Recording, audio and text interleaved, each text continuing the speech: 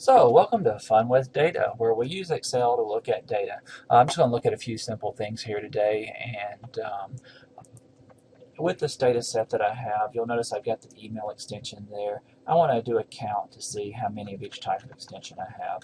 So what I'm going to do here is I've got the CA for Canada, the COM, that's commercial, EDU, and organizational. And let's do a equals COUNTIF, okay, and then select my range, and then what criteria do I want to match? Using the parentheses or the quotation marks, I'll say I want to count it if it does the CA, okay, so that's cool. I'm just going to save a few keystrokes here by using a relative reference there, or a mixed reference. So there's the mixed. That way when I copy this down, it's not going to change the row reference. So that's good. And then instead of CA there, I want to count the COM. And instead of the CA there, I want to count the EDU. And instead of the CA there, I want to count the org. And everything looks good. I can sum these really quickly and see that they equal 800.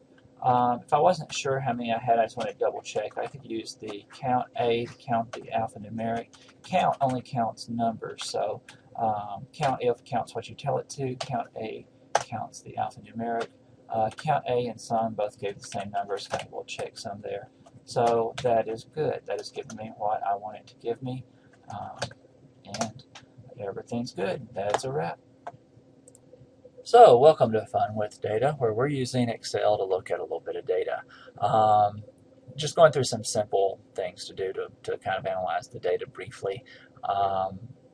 One thing that I might want to do to work with it is, let's just say that I want to have first and last name all in one column for some reason. So, put full name as the column header on that.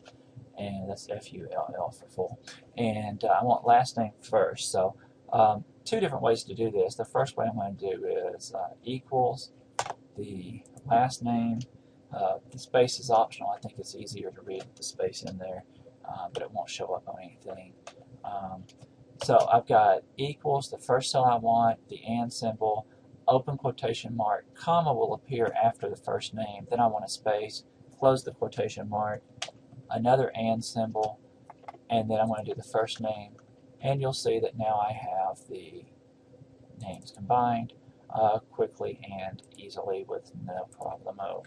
Now I'm going to copy that, and then I'm going to do a paste special values, and now you'll notice I have converted that to values, so just to make the data a little bit easier to work with. So just a fun little way to combine things. That works for whatever you want to do it with.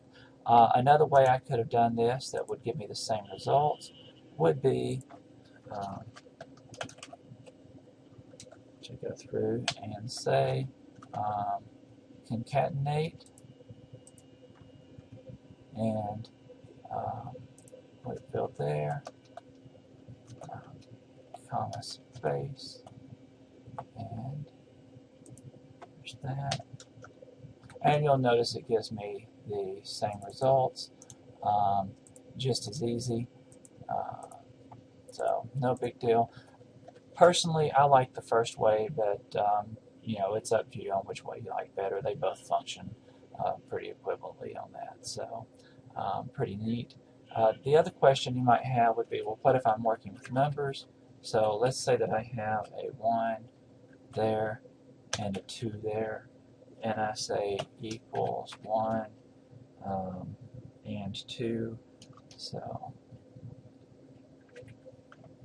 and you notice that makes it into a 12, so here I've got a 3 and a 4, and makes that a 34, so if I say equals sum,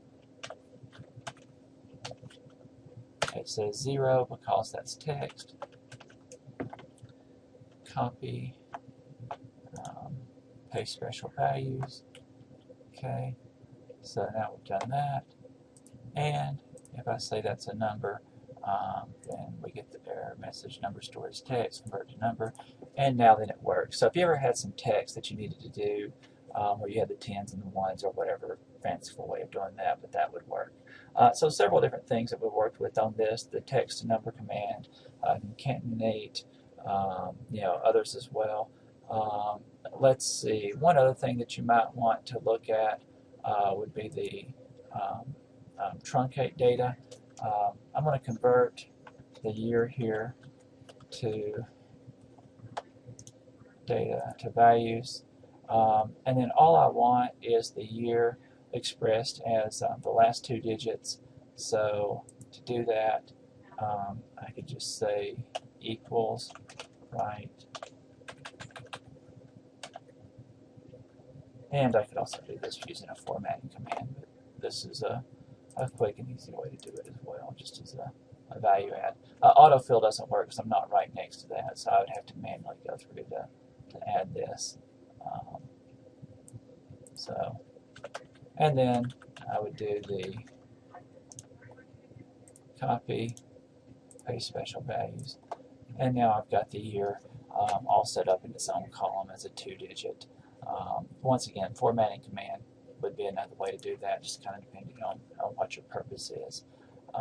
So kind of neat, some different little things you can do, and that was the fun with data for today on the concatenate function. So continuing with our fun with data series, let's look at doing some subtotal things here. I'm going to analyze the data. I'm doing the same basic thing using 2 different ways, subtotals and pivot tables. This is just subtotals. Pivot table will be another video. So to use the subtotals, first thing I need to do is to figure out what I want to subtotal on. Looking through here, I could do it on state if I wanted to. I could do it on email extension, or I can actually do a combined subtotal. For now, let's just focus on doing the email extension. First thing I want to do is do a custom sort, or I can just do a sort since I'm just doing one thing. Let's go ahead and do custom sort, just more interesting. So I'm going to sort on the email extension, and regular order is fine, and then shouldn't have hit enter, I should have hit add level. Then the other thing I want to do is by state, and I suppose I can even then also put it by city within the state would be fine as well. And I go through and do that sort. In this case, I'm just going to look it up by the state, or in this case by Canada. As we go through and do this, let's see. Actually, I'm doing it by email extension. Sorry, confused myself briefly. So let's go through and let's look at the data. Subtotal. At each change in email extension, I want to count, and you see I can do various different functions. And it doesn't really matter what I count here. It's all going to be the same once I'm counting the email extensions. Okay, and let's go ahead and do an OK on that. And now click the 2, and I'll roll this up, and you can see that I now have a count of how many different customers I have that use different extension. So just an interesting little way to do that with subtotals. If I want to get rid of the subtotals, I can just go into the subtotal area here, do remove all, and my data's back out. One of the cool things about subtotals is that once I put the subtotals in, I click the 2.